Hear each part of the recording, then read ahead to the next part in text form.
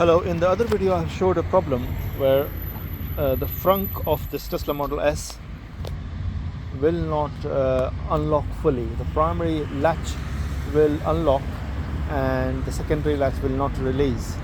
So which means you can't open the frunk. So I'll show you how exactly it is. So if I take my key and press the frunk button to open, keep it pressed,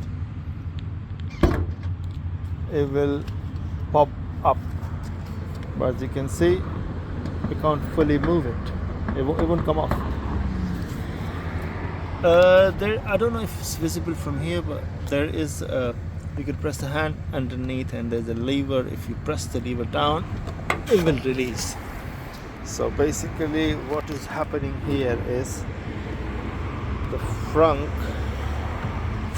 is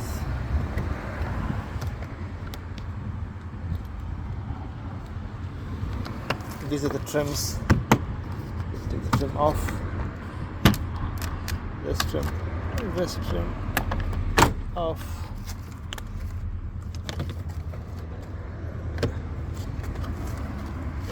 I need to take the other trim off as well.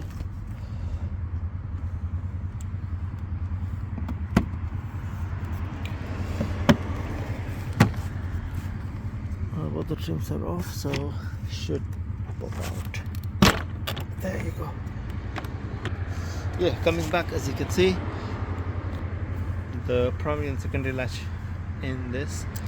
If I press the open button, as you will see, the primary latch will undo, but the secondary latch does not.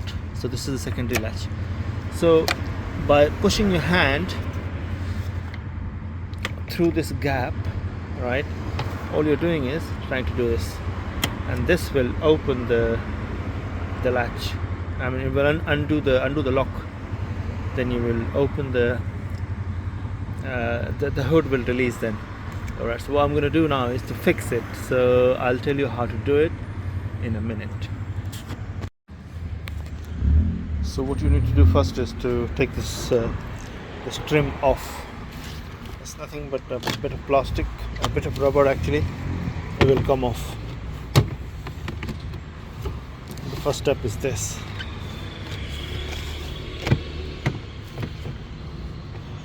Keep it aside. Now I should be able to move this part away. It will simply come off. I'll take it out. I'll need to use both my hands, so yeah, so I'll take this out. Actually, I forgot to mention, you need to take these two cables off. You just need to press this down and slide the cable out. Press it down from here. You see this latch. So that one has come off. There's another one underneath that. That's for the button. Just pull it out. Both the cable disconnected, which means now you can lift it up. So in order to continue further, ideally we need to remove these two trims, which is not really a big deal. You just rotate it and this will come off, and the same goes on the other side. And then you can just pop it off. It's held in by some plastic bits. You see this one, it just goes into the hole and just holds it together. But I don't. Two screws. One is over here, and one is over here, which is keeping it all stuck to the base. And once you some trims will have to. I mean, you would have already taken the trims off from here.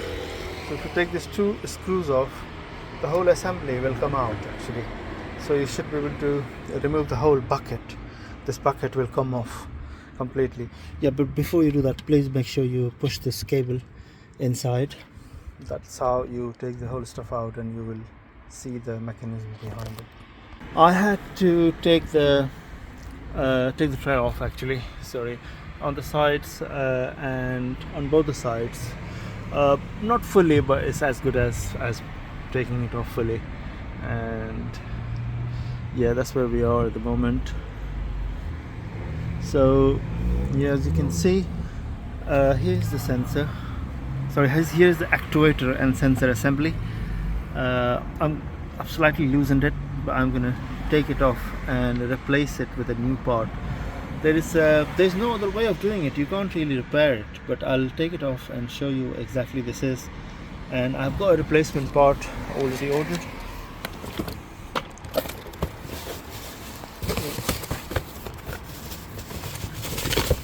All I'll do is install the new part. I hope it works. Nothing else is fried up, just this one. So here's the whole assembly. So it's the actuator with the with the cable attached to it. We should be able to pull the secondary latch off. Yep, so that's the plan. So now it has become a bit sunny. As you can see, I had to actually move the trims on the side. Not took off completely, but you have to move it enough. It's as good as removing it completely. And now it's a bit more sunny, so you can see what exactly was happening. So this is the actuator unit. This unit is connected by this white connector over here, and this unit was faulty. But the parts I bought was inclusive of the whole thingy, the whole mount and this and that. So basically this part, yeah. So what I did is previously when I identified the problem, I actually ordered the part and I took off the actual actuator electronics unit from here, and I was just trying to replace that part, but the replacement part I bought was the whole unit. So the whole unit I have installed. So there is this cable coming. So this unit, this particular unit I had to take off from here, as you can see. From here, and I planted it over here. So this is, I think, a manual disconnect. So you can pull it, and the cable is going further down somewhere to the corner. I think it's in the wheel arch. It's a manual lever. So yeah, so this hook type of plastic bit was taken from the existing board and put over here, and everything else I replaced. As you can see, it was very easy connection. 2 bolts on the side, here and here. I took off, and then it was easy to remove all of the parts. So this has to be removed, but additional force is required to remove it, and then put it back snap it back into the new one. And the connector was firmly inserted in. I think it's a waterproof connector. And you can see this is the secondary latch has unlatched this time, which wasn't happening before. So now doing the final checks. If I press the button, as you can see, it's fully up and will open. This was not happening before. I've taken the trims off, but I'll put them all back.